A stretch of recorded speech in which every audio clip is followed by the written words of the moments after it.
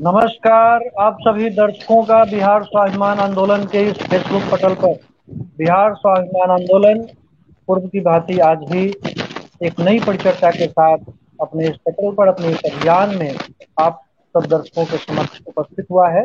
मैं युवा कवि प्रवीण कुमार मिश्र आपको बता दूं कि आज हमारी परिचर्चा का विषय है कोरोना, चुनाव और राजनीति, बिहार विधानसभा चुनाव का परिदृश्य। और इस परिचर्चा में जो वक्ता, प्रखर साहित्यकार, वरिष्ठ पत्रकार, समाज सेवी हमारे साथ जो हमारे वक्ता जुड़ रहे हैं, सबसे पहले मैं उनका परिचय करा दूंगा। हमारे साथ जुड़ रहे हैं प्रख्यात समाज सेवी और कविता, गीत, गजल के मर्मज्ञ डॉक्टर संजय पंकज जी, आपका सादर अभिनंदन, स्वागत हमारे इस कार्यक्रम में। हमारे दूसरे वक्ता के रूप में हमारे साथ जुड़ रहे हैं वरिष्ठ पत्रकार, जी मीडिया के शैलेंद्र कुमार जी हमारे साथ जुड़ रहे हैं। आपका हार्दिक अभिनंदन, स्वागत बिहार स्वाभिमान आंदोलन के इस पटल पर। हमारे तीसरे वक्ता के रूप में हमारे साथ जुड़ रहे हैं बिहार विश्वविद्यालय छात्र संघ के पूर्व अध्यक्ष श्री अनिल कुमार जी, आपका भी अभिनंदन, स्वागत बिहार स्वाभिमान आंदोलन के इस कार्यक्रम में। जैसा कि हमारी इस परिचर्चा का विषय है कोरोना, चुनाव और राजनीति, बिहार विधानसभा चुनाव का परिदृश्य, एक ऐसी वैश्विक महामारी जिसने अपने प्रकोप से भारत को ही नहीं समूचे विश्व को प्रभावित किया, और प्रभावित ही नहीं किया, यूं कहें कि कई हजार, कई लाख लोग काल के गाल में समा गए। और इस विकट परिस्थिति में, इस आपातकाल की स्थिति में, जब पूरे देश में सब कुछ बंद सा हो गया, पूरा जीवन ठहर सा गया, चुनाव, बिहार के राजनीति करने वाले लोग, न जाने उनके मन में इतनी अकुलाहट, इतनी बेचैनी क्यों है कि वो तमाम आम जन को खतरे में झोंकना चाहते हैं, और इसकी मजबूरी क्या है, इस विषय पे हम विस्तार से चर्चा करेंगे अपने वक्ताओं के साथ। तो आइए सबसे पहले हम चलते हैं, डॉक्टर संजय पंकज जी हमारे साथ जुड़ रहे हैं।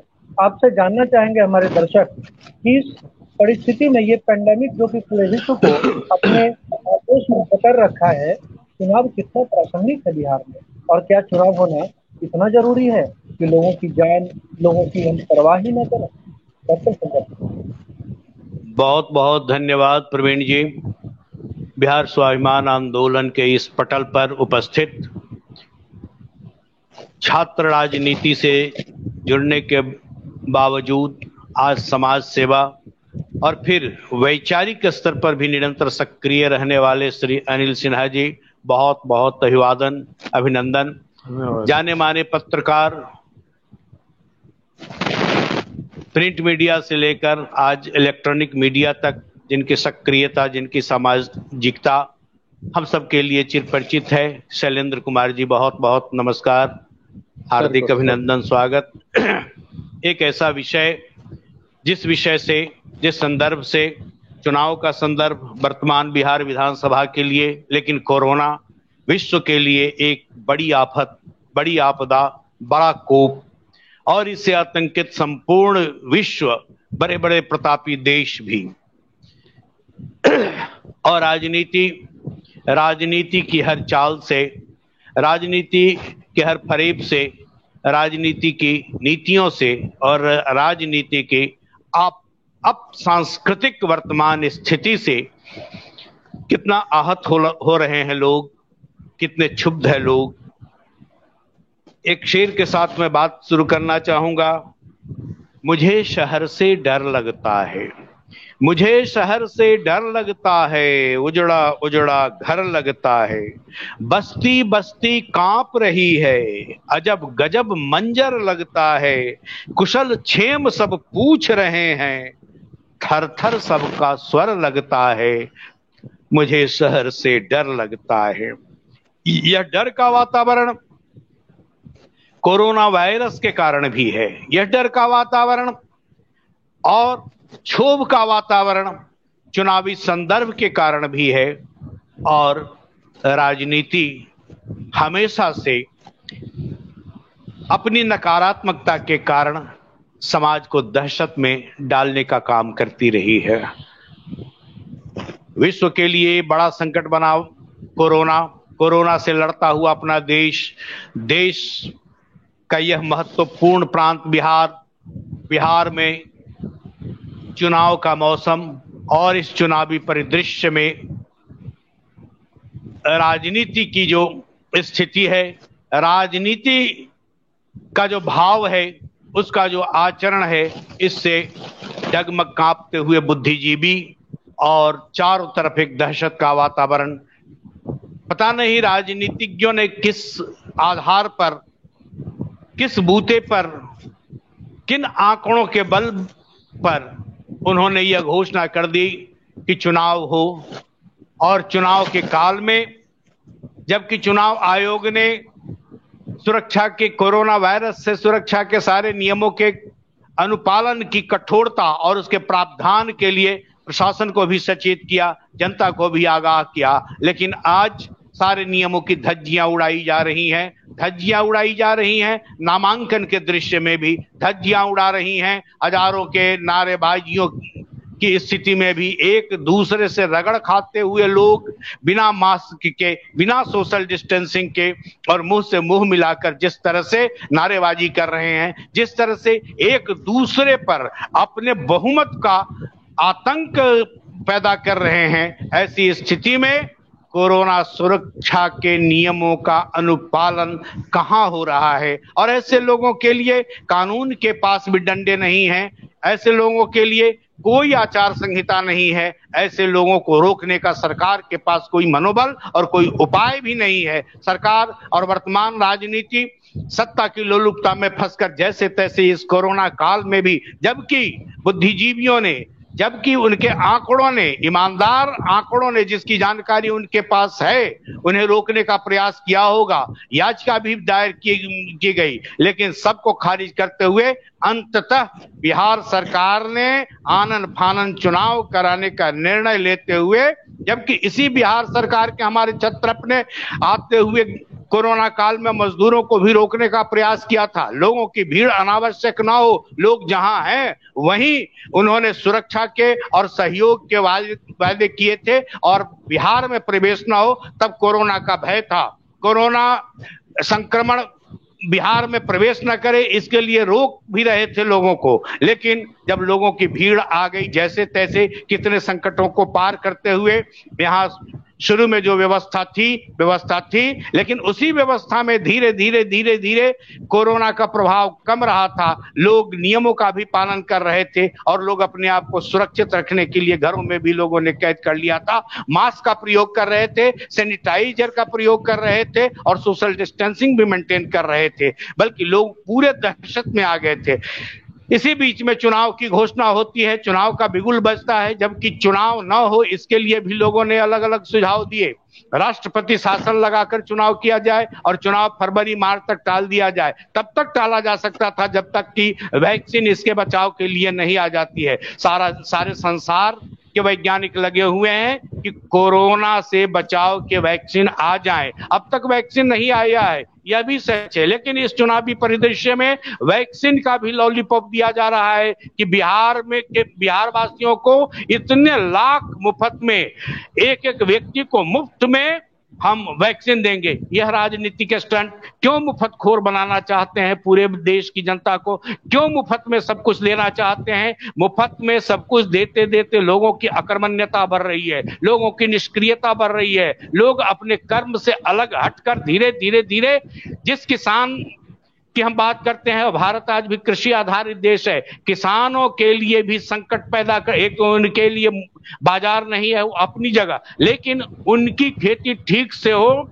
इसके लिए भी उनको श्रमिक नहीं मिल पाते हैं, क्योंकि श्रमिकों को सरकार ने अपने पक्ष में मत प्राप्त करने के लिए जितनी सुविधाओं के द्वार खोल रखे हैं, यह सब आने वाले समय के लिए चिंता का विषय है। कोरोना का बढ़ता हुआ प्रकोप, जबकि मैं अगर मुजफ्फरपुर की ही बात करूं तो मुजफ्फरपुर में मेरे परिचित 100 से ज्यादा ऐसे लोग हैं जो होम क्वारंटाइन हैं और वे कोरोना से ग्रसित है, जबकि सरकारी आंकड़े में संख्या बहुत कम बताई जाती है। मुजफ्फरपुर में सड़ात के कारण, गलीच के कारण, कूड़ों के अंबार के कारण डेंगू और चिकनगुनिया और साथ ही साथ मलेरिया का भी प्रकोप है। कम से कम 1000 या इससे भी ज्यादा डेंगू के मरीज हैं। हॉस्पिटल प्राइवेट भरा हुआ है, सरकारी आंकड़े जो बताए, लेकिन सरकारी आंकड़े क्या होते हैं, उसका सच क्या है, उसका झूठ क्या है, और अपने स्वार्थ सिद्धि के लिए वर्तमान राजनीतिक परिदृश्य में सच्चे आंकड़ों को भी दबाया जाता है। इसलिए अभी कहीं से भी यह उचित नहीं था कि चुनाव हो, लेकिन चुनाव की अगर घोषणा कर दी गई तो पूरी सख्ती के साथ, पूरी दृढ़ता के साथ, पूरे अनुशासन के साथ, पूरे संकल्प के साथ और संवेदनशीलता के साथ, क्योंकि महत्वपूर्ण जनता की भी जान है। नेताओं की जान बचाने के तो सारे उपाय हैं। नेता अगर कोरोना ग्रस्त हो जाते हैं तो उनके लिए बड़े बड़े हॉस्पिटल हैं, बड़े बड़े चिकित्सक हैं, तमाम सुविधाएं हैं, जबकि वे सुविधाओं से लैस होकर या तो वर्चुअल रैली कर रहे हैं या सुरक्षित मंच पर हैं। जो मंच सैनिटाइज्ड है, जहां सब सारी सुविधाएं हैं, बावजूद इसके भीड़ के बढ़ते हुए प्रदूषण के कारण वे आक्रांत हो रहे हैं। और जिस तरह से एक राजनीति के धुरंधर, राजनीति के महारथी कोरोना से ग्रसित होते चले जा रहे हैं। इसी बिहार में अभी अभी 2 मंत्री का कुछ सप्ताह पूर्व निधन हुआ है, एक आईजी का निधन हुआ है। अभी जैसी कि सूचना आ रही है, सच है या झूठ, क्योंकि अभी प्रामाणिक सूचना नहीं जब तक प्राप्त हो जाती है, लेकिन महिला मोर्चा कांग्रेस की पूर्व उपाध्यक्ष ज्योति कुमारी के भी निधन की सूचना कोरोना से है। और ऐसे अनेक महत्वपूर्ण लोग हैं जिनका कोरोना से निधन हुआ है। जो डॉक्टर कोरोना से दूसरे रोगियों को बचाते हैं, वे सबसे ज्यादा कोरोना से ग्रसित हुए हैं और कोरोना के कारण उनकी मौत हुई है। यह सब जानते हुए भी आप बड़े लोग तो सुरक्षा में हैं, बड़े बड़े राजनीति के दिग्गज और छत्र सुरक्षा में हैं। जनता के लिए अनुशासन के डंडे दिखाते के बावजूद आप अपनी स्वार्थ सिद्धि के लिए उनकी भीड़ को जमा करते हैं, नामांकन में भीड़ जमा करते हैं, रैली में भीड़ जमा करते हैं। चुनाव आयोग ने धीरे धीरे रैली में भी संख्या जो पहले सीमित थी उसे असीमित कर दिया गया है। इन किन नीतियों के तहत ये सारे के सारे कार्य किए जा रहे हैं? इसलिए मैं आज भी निवेदन करता हूं, सरकार से भी निवेदन करता हूं, भारत सरकार से भी निवेदन करता हूं, न्यायालय से भी निवेदन करता हूं, चुनाव आयोग से भी निवेदन करता हूं, साथ ही साथ निवेदन करता हूं जनता से भी कि सबसे महत्वपूर्ण आपकी जान है और अपनी जान की परवाह आप स्वयं करें, अपनी जान की सुरक्षा स्वयं करें और सरकार भी जनता के प्रति संवेदनशील हो। इसलिए इस संकट को और बढ़ते हुए प्रकोप को देखते हुए उन्हें एक ठोस निर्णय लेना चाहिए, संकल्प लेना चाहिए। यह घोषणा है कि चुनाव के दिन मतदान केंद्रों पर तमाम सुविधाएं रहेंगी, लेकिन कैसी सुविधा रहेगी वह आज ही देखा जा रहा है। कलेक्ट्रेट में हजारों की संख्या में लोग जुटते हैं। आज तो आप सुरक्षित नहीं कर पा रहे हैं, आज सोशल डिस्टेंसिंग मेंटेन नहीं कर पा रहे हैं, कल को कैसे कर लेंगे, कैसे भरोसा किया जाए? जबकि मुजफ्फरपुर के एक उम्मीदवार कोरोना ग्रसित हो गए, और भी उम्मीदवार हो सकते हैं, धीरे धीरे उनकी सूचना आएगी। पहले तो एक अगर कोरोना का पेशेंट निकल जाता था तो तहकीकात भी होती थी कि इसके संपर्क में 1 सप्ताह के भीतर कौन कौन आए, पूरे परिवार की जांच होती थी, सारे संपर्क में आए हुए लोगों की जांच होती थी। लेकिन इन नेताओं को कोरोना हुआ है तो जिस भीड़ में गए हैं, क्या उस पूरी भीड़ की जांच का कोई प्रावधान चुनाव आयोग या बिहार सरकार या भारत सरकार या चिकित्सा को है? अगर है तो उसे आगे बढ़कर एक एक व्यक्ति की जांच करते हुए एक एक व्यक्ति की जान की सुरक्षा की गारंटी लेनी चाहिए। इसलिए यह राजनीति, और हम जानते हैं कि राजनीति का मोह, राजनीति की मोहांधता और सत्ता की कुर्सी पर आनन फानन बैठने की बेचैनी, और इस बेचैनी के लिए जो समीकरण है, जिस तरह की दलबंदी है, वह दलबंदी भी है, वह जातीय गोलबंदी है। यह खुला सत्य है कि आप उम्मीदवारों का चयन कर रहे हैं जातीयता के आधार पर, जातीय बहुल क्षेत्र में उसी जाति का नेतृत्व देने की कोशिश करते हैं, फिर धन बली की तलाश करते हैं, फिर बाहुबली की तलाश करते हैं। तो कोरोना केवल, अब यह बहस का विषय नहीं है कि वह प्राकृतिक आपदा है या चीन की प्रयोगशाला से पैदा किया हुआ वह जीवाणु है, जो हो, लेकिन वह बड़ा संकट है। उससे बचाव के जो फिलहाल उपाय है वह मास्क और सोशल डिस्टेंसिंग और सैनिटाइजिंग है। हेलो, इन तमाम संदर्भों पर ध्यान देते हुए हमारे बीच एक प्रखर पत्रकार हैं जो दिन रात समाज के बीच जाते हैं। मैं उनसे भी निवेदन करता हूं कि आप स्वयं को सुरक्षित रखें, क्योंकि पत्रकारिता अपनी जगह, आपकी सुरक्षा, आपका होना केवल आपके परिवार के लिए नहीं है, विचार के लिए भी महत्वपूर्ण है और आने वाली पीढ़ी के लिए भी है। आदरणीय अनिल सिन्हा जी ये भी बड़े सामाजिक हैं, लेकिन मैं जानता हूं कि सारे के सारे लोग इन दिनों अपनी सामाजिकता का निर्वाह भी बहुत डर कर, बहुत छुप कर रहे हैं। जो बुद्धिजीवी हैं, जिन्हें जीवन का मोह है और जो चाहते हैं कि मैं अपने परिवार के साथ सकुशल रहूं, वे तो सारे सुरक्षा नियमों का अनुपालन कर रहे हैं, चुनाव की बाबत भी बात कर रहे हैं। लेकिन चारों तरफ सच तो यही है कि भय का वातावरण है, चारों तरफ कोरोना का कहर है, ऊपर से वर्चुअल रैली और राजनीति की चुनावी जो दृश्यावली है उसकी भी मारामारी है, उसकी भी पहलवानी है, क्योंकि अखाड़े में विभिन्न दलों के, चाहे महागठबंधन के हों या इस समीकरण के हों, लेकिन हर दल के बड़े बड़े पहलवान अपने अपने ताम झाम तंत्र मंत्र अमचो चमचों की भीड़ के साथ उतर गए हैं और भय है कि कोरोना का विस्फोट और होगा। इसलिए यह विस्फोट कैसे रुके, इस पर हम लोग विमर्श कर रहे हैं और यह विमर्श करते हुए चाहेंगे कि सरकार का, चुनाव आयोग का और अभी मध्य प्रदेश के न्यायालय ने जो डिसीजन दिया है वो महत्वपूर्ण डिसीजन है। वह डिसीजन न्यायालय का केवल मध्य प्रदेश के लिए ही नहीं महत्वपूर्ण है, वह बिहार के वर्तमान चुनावी परिदृश्य के लिए भी, चुनावी संदर्भ के लिए भी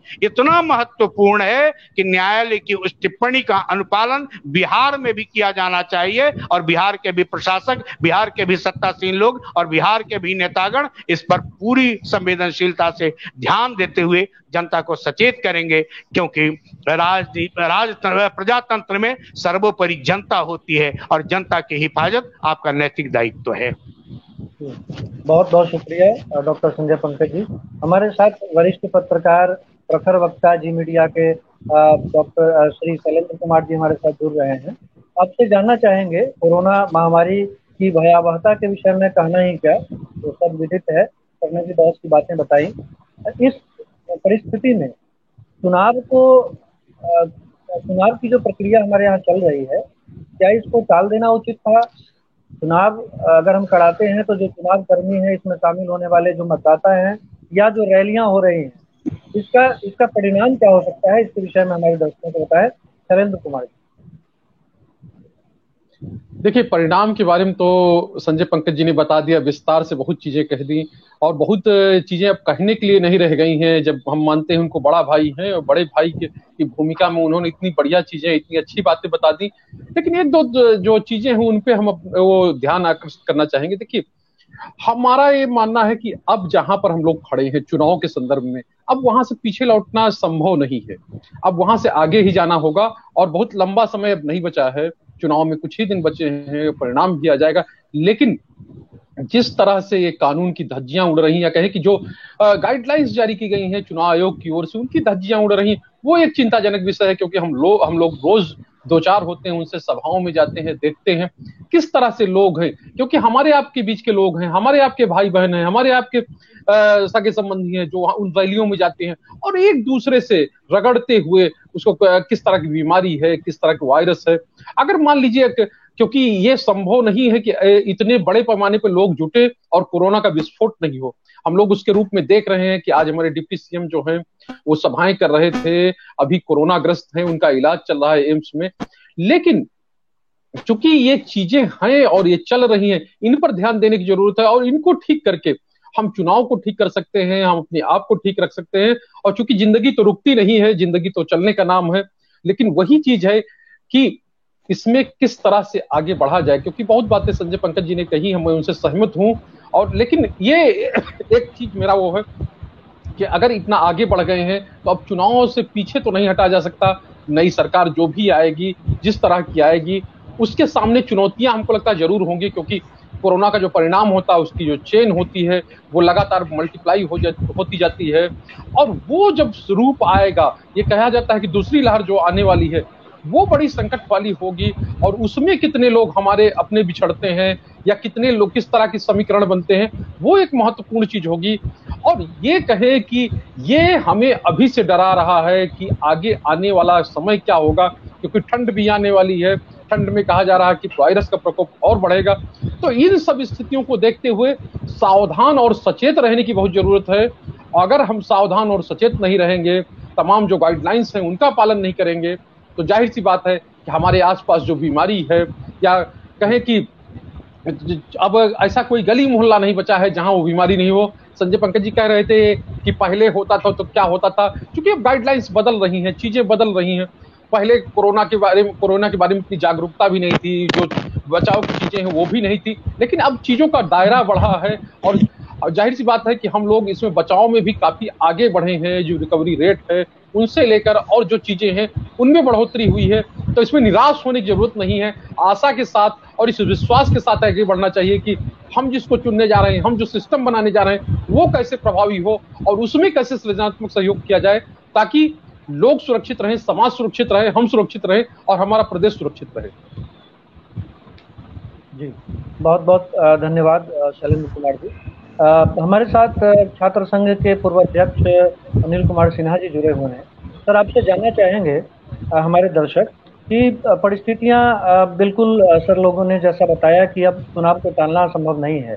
चुनाव बहुत नजदीक है, कुछ ही दिन बाकी हैं चुनाव होने में, लेकिन क्या चुनाव में अभी जो कोरोना का प्रकोप बढ़ता जा रहा है, तो चुनाव में शामिल होने वाले जो मतदाता हैं, जो लोग हैं जो चुनाव के इस पर्व में शामिल होते रहे हैं, आपको लगता है कि समाज के सभी लोग इस लोकतांत्रिक पर्व में शामिल हो पाएंगे कोरोना के इस प्रकोप के चलते? श्री अनिल कुमार सिन्हा जी। नहीं, हाँ, इसमें संजय पंकज जी और शैलेंद्र जी ने बहुत ही अच्छी चीजें और बहुत सारी बातें कही हैं। तो कोरोना के काल में चुनाव होना न होना, ये तो पहले से, काफी पहले से इस पर बहस हुआ, काफी लोगों ने, विपक्षी दलों ने भी आवाज उठाया, लेकिन कभी भी विपक्षी दलों ने भी, सरकार की बात छोड़ दीजिए, विपक्षी दल ने भी ईमानदारी से इसका विरोध नहीं किया। विरोध के लिए विरोध किया, ईमानदारी से चुनाव न हो या चुनाव टाला जाए, इसका ईमानदारी से उन लोगों ने मन से विरोध नहीं किया। अगर मन से विरोध करना होता तो उस चुनाव बहिष्कार की घोषणा कर सकते थे, या बहुत तरह की चीज थी जो सरकार को दबाव दे करके या इलेक्शन कमीशन पर दबाव दे करके इस चुनाव को टाला जा सकता था। खैर, अब चुनाव तो टल सकता नहीं है, सारी प्रक्रिया शुरू हो गई है। जहां तक बूथ पर जाकर और जागरूक मतदाता अपना मतदान करेंगे, तो चुनाव आयोग ने सब तरह का गाइडलाइन दिया शुरू में कि साहब ये होगा, लेकिन उसका अनुपालन कितना हो रहा है जमीनी स्तर पर, इस पर किसी का ध्यान नहीं जा रहा है। ना उसके अनुपालन कराने वाले लोग भी लापरवाही कर रहे हैं, प्रशासन के लोग, राजनेता भी लापरवाही कर रहे हैं। एक तरफ कहते हैं कि जब तक दवाई नहीं तब तक ढिलाई नहीं, और खुद ढिलाई कर रहे हैं, भीड़ जमा कर रहे हैं। मंच पर जितने भी नेता उपस्थित है बड़े, कोई भी सही ढंग से जो मास्क लगाने की का ढंग है किन्हीं के पास नहीं होता है। खैर, भीड़ की बात तो दूर है, सबको इन लोगों ने एक क्या कहते हैं, फांसी के ये कटघरे में खड़ा कर दिया है पूरी जनता को। फिर भी जनता, जो जागरूक जनता है, बचाव करते हुए निश्चित रूप से अपना मत प्रयोग करने जाएगी। अब वहां सरकारी व्यवस्था कैसी रहती है, अब सरकारी व्यवस्था कागज में और जो जमीनी हकीकत है, दोनों में काफी अंतर होता है। इसलिए जो भी मतदाता जाएंगे वो अपना बचाव अपने खुद से उनको करना होगा, सरकारी व्यवस्था के भरोसे वो नहीं रह सकते हैं। और कोरोना की जो स्थिति बिहार के अंदर है, आप बीच में यहाँ संख्या कम हो रही थी, मरीजों की संख्या, अब 2-3 दिनों से फिर बढ़ोतरी की ओर जा रहा है। तो एक इसका मुख्य कारण है ये चुनावी जो रैलियां हो रही हैं, इसके चलते जो ये संक्रमण फैल रहा है, उसके चलते बढ़ रहा है। नेतागण जितने हैं, बड़े बड़े नेता लोग कोरोना ग्रस्त हो रहे हैं, जनता का तो कोई पूछने वाला है नहीं, न टेस्ट हो रहा है, जो सरकारी आंकड़ा भी आ रहा है वो दबा हुआ आंकड़ा आ रहा है, पूरा आंकड़ा सामने नहीं आ रहा है। मृत्यु अगर कोरोना से हो रही है तो बहुत जगह ऐसे सर्टिफिकेट भी दे दिए गए कि साहब ये निमोनिया से हो गया तो इनको दूसरे रोग से मरे, सही बात, किडनी फेल कर गया, जबकि ये वास्तविकता है कि कोरोना के आफ्टर इफेक्ट से उनका डेथ हुआ। तो इस तरह के सरकारी व्यवस्था में अब चुनाव हुआ है तो हमारा अधिकार है, हम उसका प्रयोग अपने बच के तो करना चाहिए और करेंगे भी लोग, ज्यादातर लोग। लेकिन मन में एक शंका तो है कि साहब हम एक नेताओं ने हमको तो खड़ंजा पर चढ़ा दिया है, सूली पर चढ़ा दिया है कि भैया तू आओ चुना हमको, हम विधानसभा जाए तुम स्मशान घाट जाओ, हम विधानसभा में जाए और तुम स्मशान घाट जाओ। ये व्यवस्था नेताओं ने कर दी है। हम भी अपने मतलब जो नेताओं के समर्थक हैं वो भी इस बात को नहीं समझ रहे हैं, वो भी ये भेड़ बकरी की तरह उनके पीछे रैली कर रहे हैं। और सामान्य लोगों को, मान लीजिए रैली में नेता एक आदमी इन्फेक्ट होके आया, पूरे मोहल्ले को इन्फेक्ट करेगा, पूरे परिवार पड़ोस को इन्फेक्ट कर देगा। तो फिर ये स्थिति राजनेताओं ने जो किया है, सरकारी चुनाव कोई बहुत जरूरी नहीं था, 6 महीने के बाद भी हो सकती थी। ऐसा पहले भी हो चुका है, हुआ है, मतलब पहले भी हुआ है। और जब संकट है, मान लीजिए कि आज सुनामी आ जाए या भूकंप आ जाए, पूरा हिंदुस्तान संकट में जाए, चुनाव करा लेंगे क्या? तब तो आपको चुनाव टालना पड़ेगा। तो ये कोरोना तो भूकंप से भी ज्यादा मतलब ये आपदा है, बड़ा आपदा है जो पूरे विश्व को इसने ये किया हुआ है। सेकेंड वेव, WHO कहता है कि साहब सेकेंड वेव आएगा जो जिसमें करोड़ों लोग मतलब और इन्फेक्टेड होंगे, अभी से कई गुना लोग अधिक। लेकिन फिर भी चलिए, अब सरकार का निर्णय और है तो हम लोग को तो मानना पड़ेगा। हम लोग तो सरकार के गुलाम हैं एक तरह से कहिए कि सरकार जो और नेताओं के मिथ्यावाद के चलते हम लोग भोगेंगे, उसको भोगना पड़ेगा। जहां तक न्यायालय की बात कही संजय पंकज जी ने कि मध्य प्रदेश न्यायालय ने, अरे भैया सरकार ने न्यायालय की कितनी बातें मानी हैं आज तक? 50 ऐसे फैसले हैं पिछले 40 साल से 30 साल से पटना उच्च न्यायालय पटना से इंक्रोचमेंट हटाने का हमेशा आदेश देता है, आज तक इंक्रोचमेंट हटा गया। तो न्यायालय और इससे ये इस सरकार पर या प्रशासन पर या इस सरकारी तंत्र पर कोई नहीं है। अब सब हम लोग भगवान भरोसे हैं, राम भरोसे हैं, राम भरोसे जाएंगे, चुनाव में वोट गिराएंगे, भगवान चाहेंगे तो अच्छा रहेंगे, नहीं तो फिर श्मशान जाएंगे। यही स्थिति है। बिल्कुल बिल्कुल सही। धन्यवाद श्री अनिल कुमार सिन्हा जी। हमारे साथ फिर से हम चलते हैं अपने पूर्व वक्ता डॉक्टर संजय पंकज जी के पास और जानने का प्रयास करते हैं कि जिस प्रकार से कोरोना महामारी की इस परिस्थिति में जहां जनता आज किंग कर्तव्य विमूढ़ हो चुकी है, उसे समझ में नहीं आ रहा है कि वो क्या करे। चुनाव मतदान करने जाए, कोरोना से संक्रमित होकर घर आए, या जिस तरह की गाइडलाइन या जिस तरह की बात चुनाव आयोग के द्वारा या विभिन्न जो हमारे सरकारी संस्थाएं हैं उनके द्वारा बताई गई, उसका कहीं अनुपालन नहीं हो रहा है।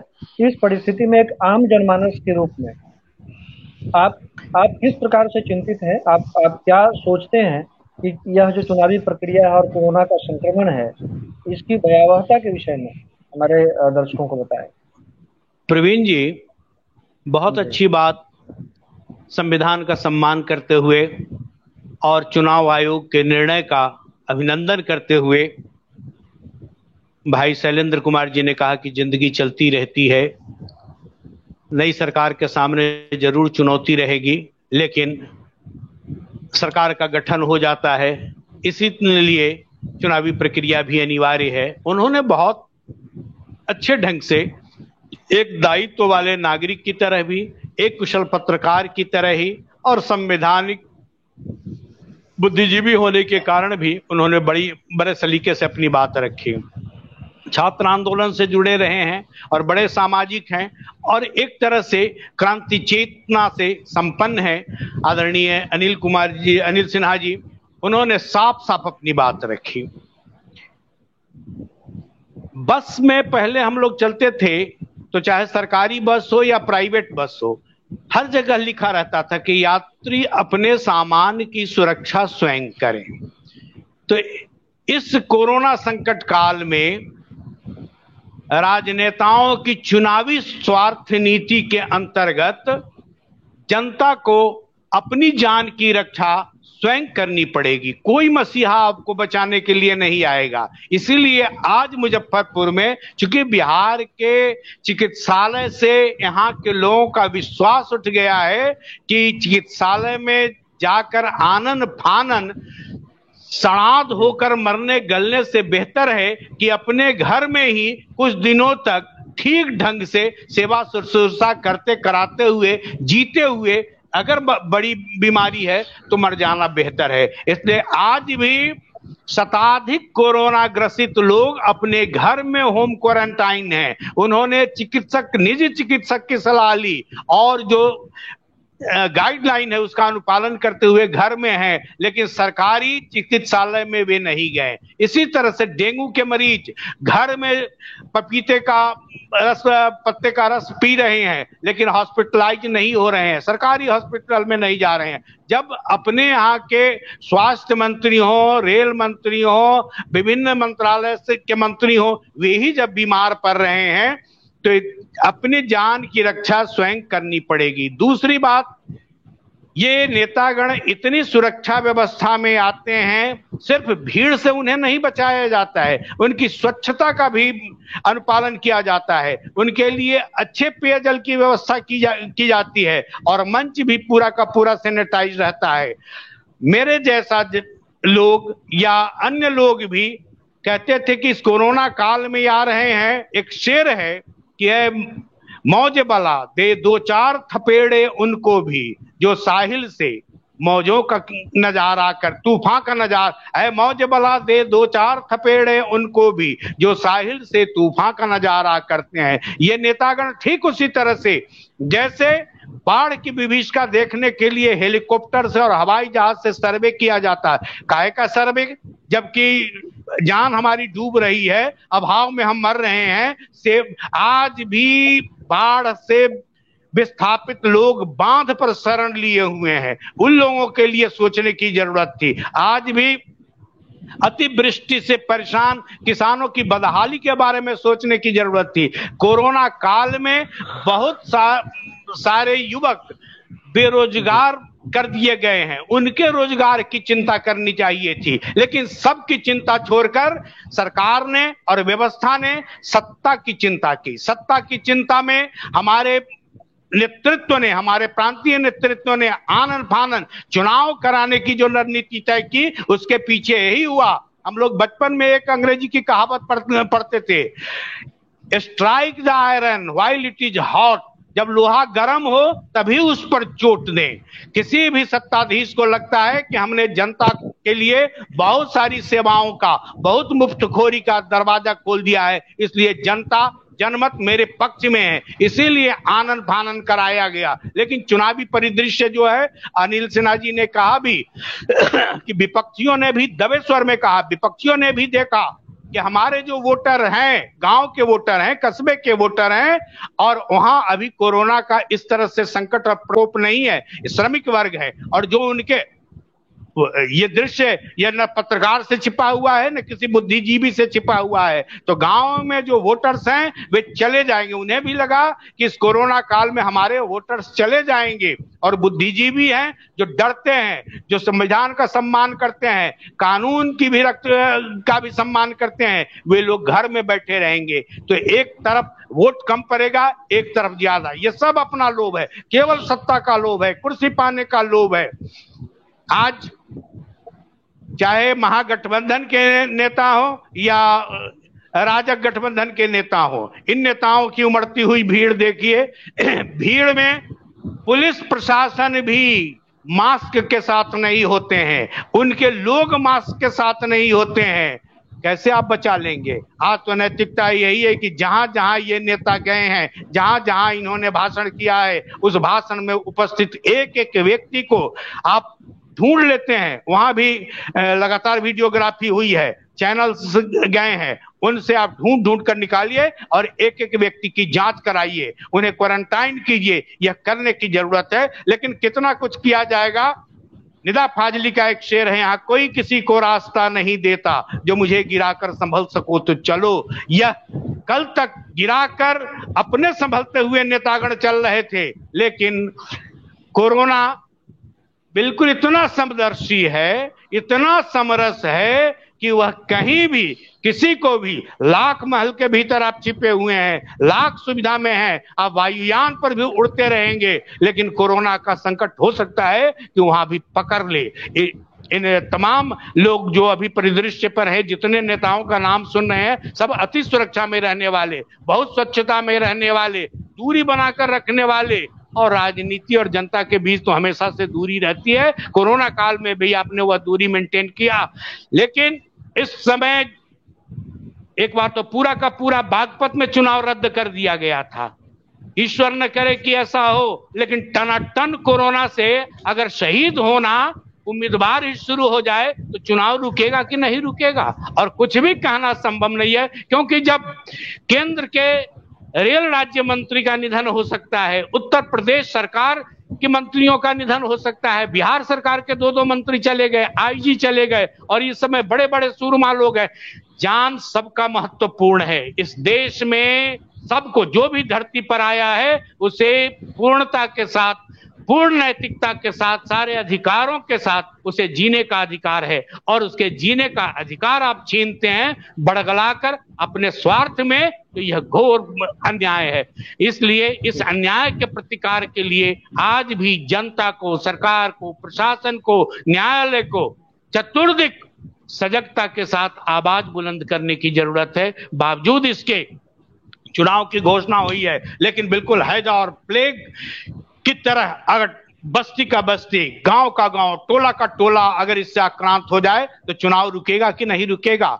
मैं जान रहा हूं कि चुनाव कर्मियों को जो लगाया गया, अनेक चुनाव कर्मी कोरोना से ग्रसित हो गए हैं, उनकी ड्यूटी के एवज में दूसरी की ड्यूटी लग। मैं जान रहा हूं कि कितने शिक्षकों की मौत हो गई है कोरोना से। सरकार ने कुछ मुआवजा दिया, लेकिन उनके परिवार की जो बड़ी क्षति हुई है, समाज की जो क्षति हुई है, एक महत्वपूर्ण वैचारिक जिंदगी चली गई हमारे बीच से, उसकी वो बचाने की आप चिंता अगर करते, कोशिश करते, तो वह जान बचाई जा सकती है। अब भी समय है, अमूल्य जान बचाई जा सकती है। इसलिए सोचने की जरूरत है, बुद्धिजीवी सोचे, जगह न्यायालय, न्यायालय में सही निर्णय ले, और सरकार को भी सचेत होकर प्रशासन के ऊपर कठोरता के साथ अंकुश लगाने की जरूरत है कि आपका तंत्र मजबूत है, आप कोरोना सुरक्षा के नियमों का अनुपालन सख्ती के साथ, कठोरता के साथ कराइए। एक व्यक्ति आनन फानन अगर हड़बड़ी में निकल जाता है, मास्क छूट जाता है, अकेले है, तो पुलिस के डंडे बरसते हैं। वह पुलिस किस नैतिकता से डंडे बरसाती है? जिसने स्वयं ही मास्क नहीं लगा रखा है, उसको, उसके जुर्माने काटे जाते हैं। लेकिन जो नेतागण बिना मास्क के पहुंचते हैं, उनके लिए जुर्माने का प्रावधान है क्या? उनको बिल्कुल उनकी उम्मीदवारी खारिज कर देने का कोई नियम है चुनाव आयोग के पास क्या है? अगर तो मैं बहुत सारा ऐसा वीडियो भेज सकता हूं कि भीड़ में वोट मांगने नेता गए हैं, कोई सोशल डिस्टेंसिंग नहीं, कोई मास्क नहीं। इसके लिए कानून की क्या नैतिकता है? इसलिए कानून सबके लिए एक समान हो, और इसकी कठोरता के साथ, दृढ़ता और संकल्प के साथ, निष्ठा के साथ, संवेदनशीलता के साथ इसका अनुपालन होना चाहिए। बावजूद इसके मैं जनता से निवेदन करता हूं कि जान आपका महत्वपूर्ण है, इसलिए अपनी जान की हिफाजत, अपनी जान की रक्षा आप स्वयं कीजिए। आपकी जान बचाने के लिए कोई बढ़कर दौड़ा हुआ मसीहा आ जाएगा, यह उम्मीद नहीं कीजिए, जबकि यह राजनीति का अपसांस्कृतिक घोर दौर है, यह घोर राजनीतिक क्राइसिस का भी दौर है, जिसमें केवल अपनी सत्ता सूझती है। धृतराष्ट्र हो गए ये लोग, सिर्फ अपने दुर्योधनों की चिंता करते हैं, संपूर्ण जनता की जान की रक्षा की चिंता नहीं की जा रही है। बहुत बहुत शुक्रिया डॉक्टर संजय पंकज जी। हमारे साथ वरिष्ठ पत्रकार शैलेंद्र जी जुड़े हुए हैं। सर आपसे जानना चाहेंगे कि कोरोना महामारी ये बहुत ही कहें तो सेकुलर है, ना तो ये जात पात देखता है, ना ही ये अमीर गरीब का भेद करता है। सब लोगों को एक तरह से प्रभावित करता है, जो भी इसके संक्रमण में आते हैं, इसके प्रकोप के अंदर आ जाते हैं। आप एक पत्रकार के रूप में आपकी एक बहुत बड़ी जिम्मेवारी है, समाज को आप आईना दिखाने का काम करते हैं। तो आप क्या संदेश देना चाहेंगे, क्योंकि चुनाव तो टल नहीं सकता और इस चुनावी प्रक्रिया में जो लोग शामिल होने वाले हैं, चाहे वो आम जनमानस हैं या चुनाव कर्मी हैं, तो आप एक पत्रकार के रूप में इन लोगों को क्या संदेश देंगे कि किस प्रकार से वो इस चुनावी समर में शामिल हो ताकि उनका जान सुरक्षित रह सके। शैलेंद्र जी।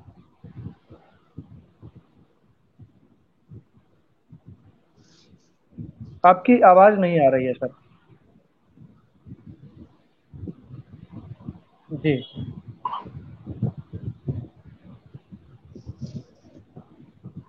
आपकी आवाज नहीं आ रही। जी जी सर की आवाज नहीं आ रही है, लगता है ईयरफोन म्यूट है क्या? हाँ हाँ हाँ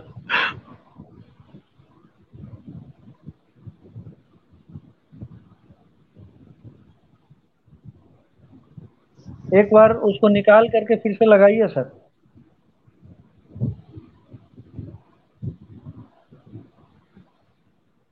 सर तकनीकी कारणों से जुड़ रहे हैं। हाँ तब तक अनिल सिन्हा जी हमारे साथ उपस्थित हैं। आपसे जानना चाहेंगे कि सर बताया जाए कि इस चुनावी प्रक्रिया में जिस प्रकार से कोरोना का संक्रमण है। जी जी शैलेंद्र जी हमारे साथ जुड़ गए हैं। जी जी जी सर नहीं आ रही आवाज सर आपकी, नहीं आ रही आवाज का संकट है, आवाज का संकट है। तब तक मैं सवाल लेता हूं। अनिल कुमार सिन्हा जी हमारे साथ हैं। आपसे जानना चाहेंगे कि जो जनप्रतिनिधि हमारे रहनुमा बनने की बात कर रहे हैं इस चुनावी समर में, वो बहुत तरह के वायदे कर रहे हैं हमारे साथ, क्या उनकी नैतिक जिम्मेवारी नहीं बनती कि कोरोना संक्रमण के इस काल में वो अपने जनता को भी इस बात के लिए प्रेरित करें कि वो तमाम जो इसके नियम हैं कोरोना संक्रमण से बचाव के, उसका ख्याल रखकर उनके जनसभाओं में शामिल हो और साथ ही साथ वो उनकी जान की सुरक्षा के लिए एक नैतिक जिम्मेवारी ले सके। इसके विषय में हमारे दर्शकों को बताएं कि आखिर वो इतने लापरवाह क्यों हैं।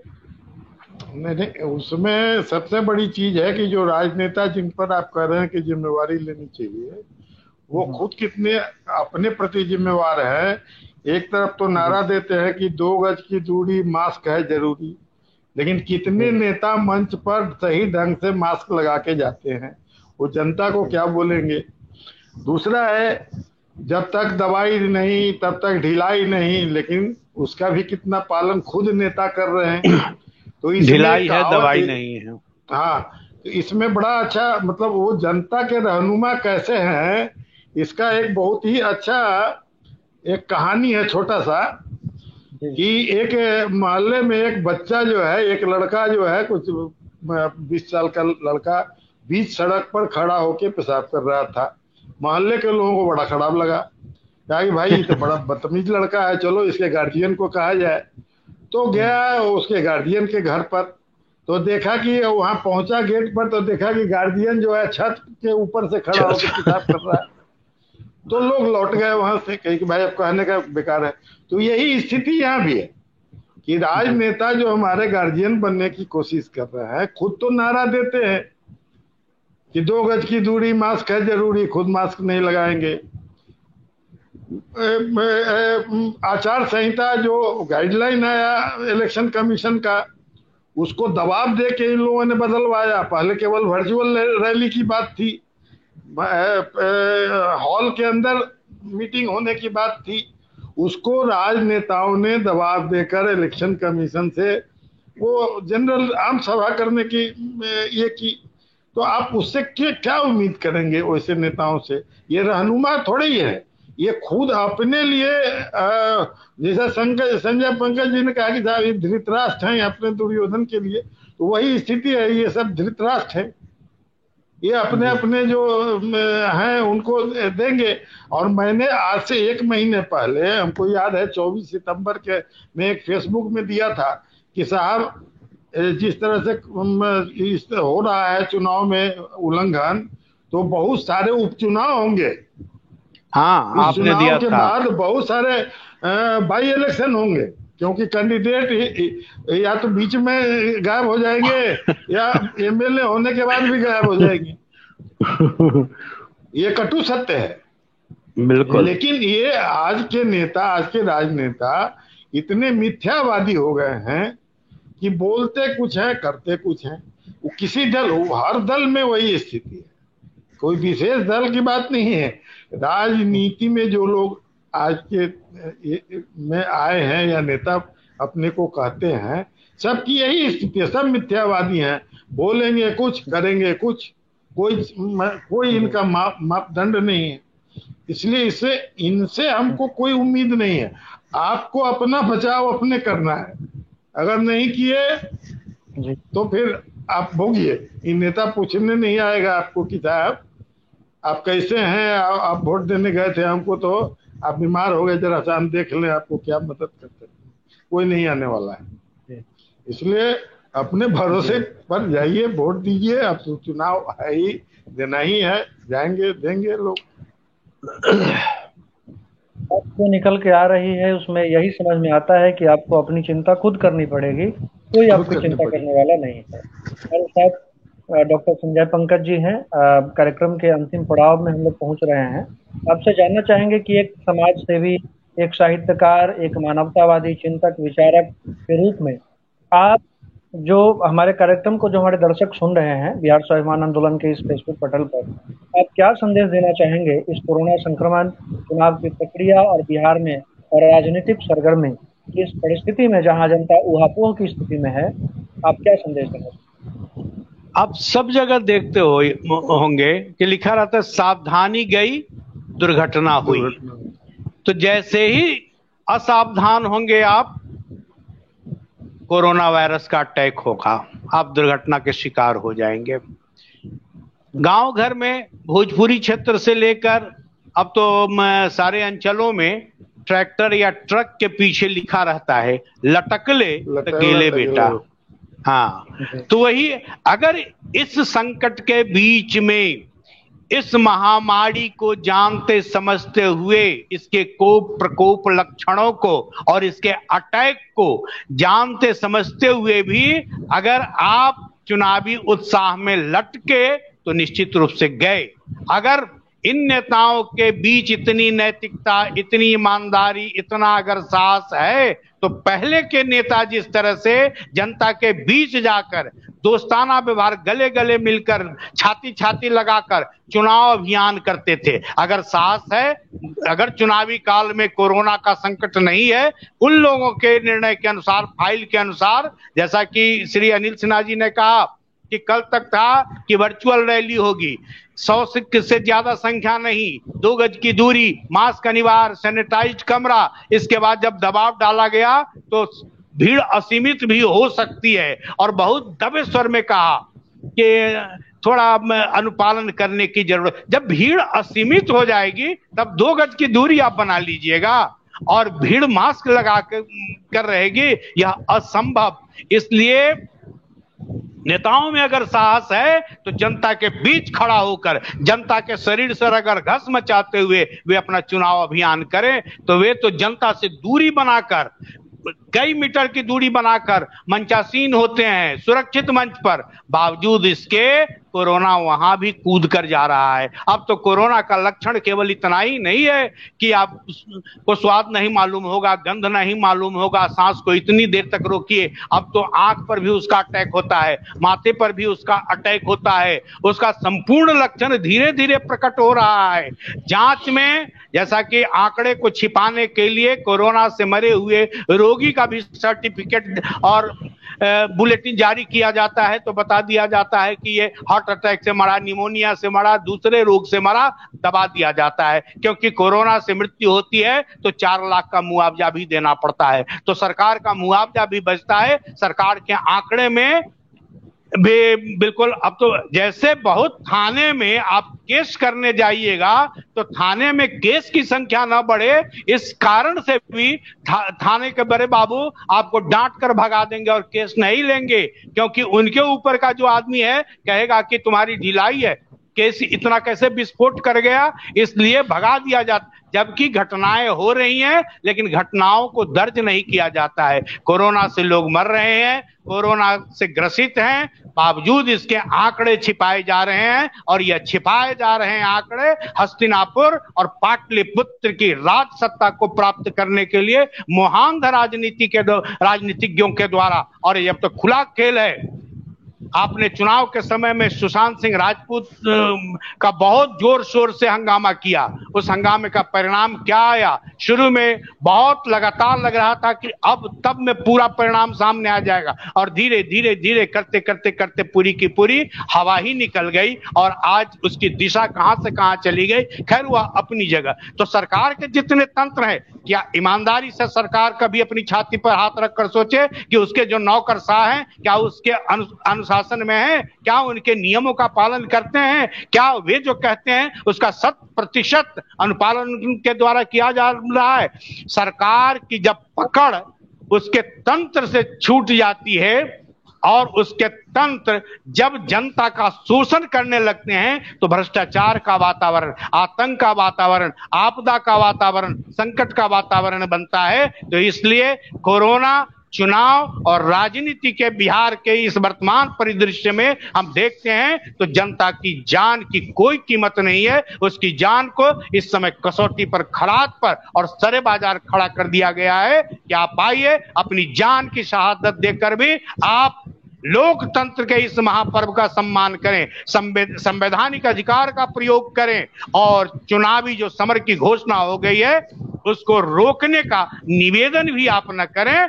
ठीक है, उसके रोकने का निवेदन नहीं करें, लेकिन कोरोना से ग्रसित कोई युवक मरणासन्न स्थिति में चला जाएगा तो क्या वह वोट देने के लिए आपके बूथ तक आएगा? उसका वोट कलेक्ट करने के लिए आपकी संवेदनशील सरकार या आपका तंत्र वहां तक जाएगा, या उसकी मृत्यु का दिन जोहेगा और फिर जो आंकड़ों के खेल चलते हैं चलता रहेगा। इसलिए मैं समस्त बुद्धिजीवियों से, पत्रकारिता की भूमिका महत्वपूर्ण है। 4 लोकतंत्र के अगर महत्वपूर्ण स्तंभ हैं, एक स्तंभ अगर कमजोर होता है, एक स्तंभ अगर घुन खाया हो जाता है, एक स्तंभ अगर आचरणहीन हो जाता है, तो तीनों स्तंभ की महत्वपूर्ण भूमिका, उसका दायित्व है, गंभीर दायित्व है, क्योंकि आप समाज की आवाज हैं, आप समाज के रहनुमा हैं, आप उस सच को जानते हैं जिस सच को न्यायालय नहीं जानता है। झूठ सच के खेल में, राजनीति के प्रपंच में नहीं जान पाता है, क्योंकि वहां तथ्य पर बात चलती है।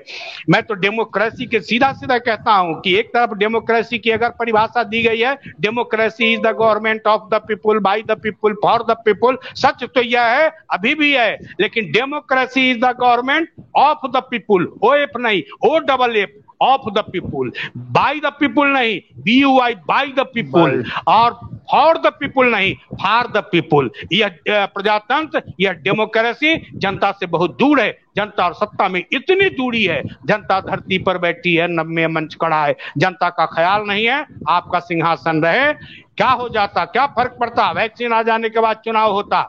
इस बीच में ऐसा थोड़ा ही है कि हमारे प्रांत के लोग अनुशासन में न रहते, सारा तंत्र काम कर रहा था। सरकार और कुर्सी काम नहीं करती है, काम प्रशासन करता है। प्रशासन तब भी होता जब राष्ट्रपति शासन लगा दिया जाता, और राष्ट्रपति शासन का एक अनुशासनात्मक आतंक होता है। इसलिए जनता भी उस समय सचेत हो जाती है, और जनता भी पूरी सक्रियता के साथ, सजगता के साथ कानून का सम्मान करते हुए जीवनचर्या का निर्वाह करती है। इसलिए जनता से निवेदन है कि आप अपनी जान की रक्षा करें, आप अपने विवेक के साथ, क्योंकि आपकी जान आपके परिवार के लिए, समाज के लिए, वंशजों के लिए, कुल के लिए महत्वपूर्ण है। इसलिए आप अपनी जान की रक्षा करें। नेताओं से निवेदन है कि थोड़ा कुर्सी के मुंह से पृथक हो जाएं, थोड़ा सत्ता से के लोभ से अलग हो जाएं। और मैं तो देख रहा हूं कि एक उम्मीदवार कोरोना से ग्रसित हो गए तो दूसरे उम्मीदवार के जो झंडाबरदार हैं उनके जो अमले फायदे हैं वे बड़े प्रसन्न हैं कि ईश्वर करे कि यह कोरोना में घर में ही चौक हो जाए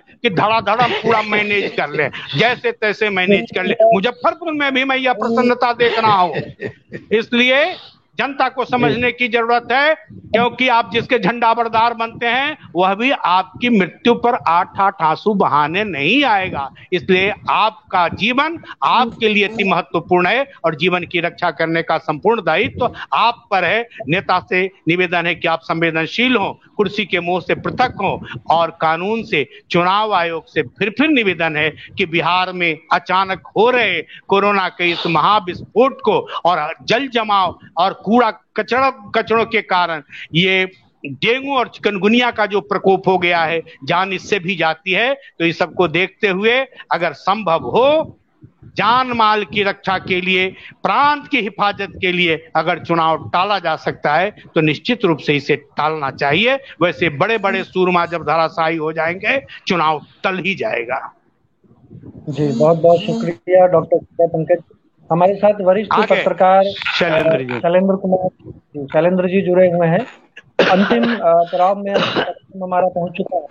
बिहार स्वाभिमान आंदोलन के इस अभियान से जुड़ रहे हमारे जो दर्शक हैं, जानना चाहेंगे एक पत्रकार की हैसियत से, आप एक समाज के प्रहरी के रूप में काम करते हैं, तो बताएं कि चुनाव को टालना लगता है कि अब संभव नहीं है। इस परिस्थिति में आप आम जनमानस को क्या सुझाव देना चाहेंगे कि वो किस प्रकार से लोकतंत्र के इस महापर्व में शिरकत करें ताकि उनके जान की सुरक्षा हो सके? शैलेंद्र जी।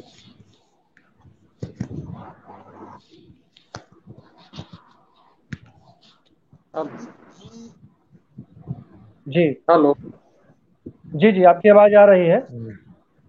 आवाज आ रही है जी। सवाल जरा दोहराएंगे तो फिर मैं जवाब देने में आसानी रहेगी। मेरा सवाल है सर कि अब तो चुनाव टल नहीं सकता, तो आप क्योंकि समाज के सबसे सशक्त प्रहरी के रूप में काम करते हैं, आप एक पत्रकार हैं और इलेक्ट्रॉनिक मीडिया का प्रभाव तो सब जगह होता है, तो एक पत्रकार के रूप में आप आम जनमानस जो कि इस लोकतांत्रिक पर्व में शामिल होने वाले हैं, उनको क्या मैसेज देना चाहेंगे, क्या संदेश देना चाहेंगे? वो किस प्रकार से अपनी सुरक्षा करते हुए मतदान करें, इसके विषय में बताएं। चलेंगे जी, बिल्कुल। इस पे महत्वपूर्ण चर्चा है और इस पे बात होनी चाहिए कि किस तरह मतदान हमको करने जाना है, क्योंकि साफ तौर पे है कि चुनाव हो रहे हैं। और अब जब हम बात कर रहे हैं, आज 22 तारीख है, 28 तारीख को मतदान होना है, यानी एक सप्ताह से भी कम का समय बचा है। ऐसी स्थिति में साफ तौर पे है कि चुनाव आयोग ने जो गाइडलाइन दी है, जो मेडिकल अप्रूव्ड गाइडलाइन है, उनका पालन, जाहिर सी बात है अगर आप सब कुछ करेंगे तब भी कुछ ना कुछ लोग इस कोरोना महामारी से, इस बीमारी से ग्रसित होंगे और उनके लिए जो कॉम्प्लिकेशंस होते हैं वो होंगे ही, क्योंकि उनको बचाया नहीं जा सकता, उनको टाला नहीं जा सकता। और ऐसे में चुनाव हो रहे हैं तो जाहिर सी बात है कि कम परेशानी हो, कम क्षति हो, कम नुकसान हो, इसकी तरफ हमारा ध्यान होना चाहिए। देखिए, मैं आदर्श की बात नहीं करता हूं, मैं प्रैक्टिकल की बात करता हूं। और मैं जानता हूं, या कि ये कहें कि हम सब जानते हैं कि हम जो अपने लिए तय करते हैं क्या वो 100% लागू होता है। अगर नहीं कर पाते हैं तो जाहिर सी बात है हमको दूसरे से भी वही जो इच्छा या अपेक्षा नहीं रखनी चाहिए। और मेरा पूरी तरह से मानना रहा है कि अगर कोई चीजें होती हैं या कोई चीजें बनाई जाती हैं, संविधान बना हुआ है, तो क्या उसका 100% पालन होता है? एक बड़ा बहस का विषय है, ये एक बड़ी बहस की चीजें हैं। लेकिन हम लोग तो यही चाहेंगे कि जो चीजें हैं उनका 100% पालन हो, काम हो, वो चीजें लोगों के सामने आए, लोगों को परेशानी नहीं हो।